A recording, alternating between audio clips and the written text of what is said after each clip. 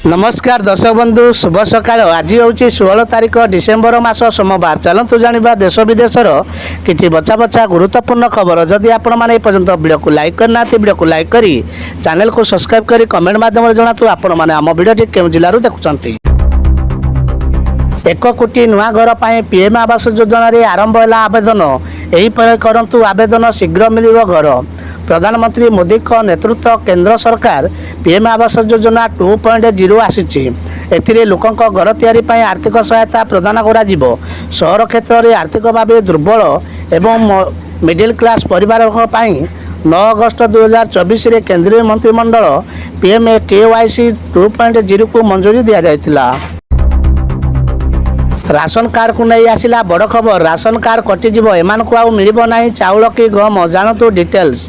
Ration card धारी बड़ खबर। राशन कार्ड उपभोक्ता ना काटी दि जावर संभावना रही। सरकार पक्षर जारी गाइडलाइन अनुसार यही घोषणा करा जायछि। राशन कार्ड में अनेक सरकारी सुविधा मिलुवा बेले किछि धनी श्रेणीर लोक चलचंचल कर राशन कार्ड को हाथई नहीं। आरबीआई रेटिंग नुआ वर्ष में बिना बंधक चाषी पाइबे 2 लाख लेखाएं ऋण। दर्शक बंधु दरदाम दाऊरे चाषी अंटा सड़की पारुनी सरकार सबु जाणी निदाविष्णु से क्षुद्र और नाममात्र चाषी को महंगा बजार आश्वस्ति देवाक अंटा भिड़ी रिजर्व बैंक ऑफ इंडिया। जनवरी 1 सबु बैंक चाषी को बिना बंधक करी अल्प सुधरे 2 लाख टंका पर्यंत ऋण जोगाई दिया जिवो। शीत लहरी नहीं यही जिला को येलो वार्निंग जारी करिछि पाणीपाग विभाग। राज्यर गत किछि दिन धरी शीत लहरी जारी रही।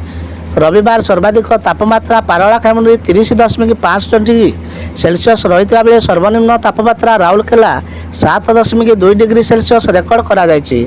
18 और 20 तारिख मध्य 3 ରୁ 5 डिग्री सेल्सियस वृद्धि पाइब बोली आंचलिक पाणीपाग केन्द्र पक्षर पूर्वानुमान करा जायछि।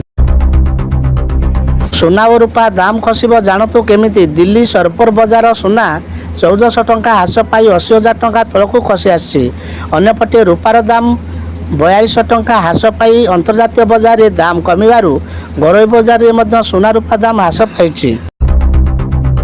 भारतीय वायुसेना को मिल 12 सुपर सुखोई 13,000 कोटी टंकार चुक्ति स्वाक्षर कले। भारतीय वायुसेनार शक्ति एवं बढ़ा जाऊँगी। एयरफोर्स को मिल 12 सुपर सुखोई। एथिपाई प्रतिरक्षा मंत्रालय हिंदुस्तान एरोनॉटिक्स लिमिटेड सहित 13,500 कोटी टंका चुक्ति स्वाक्षर करा जायछि।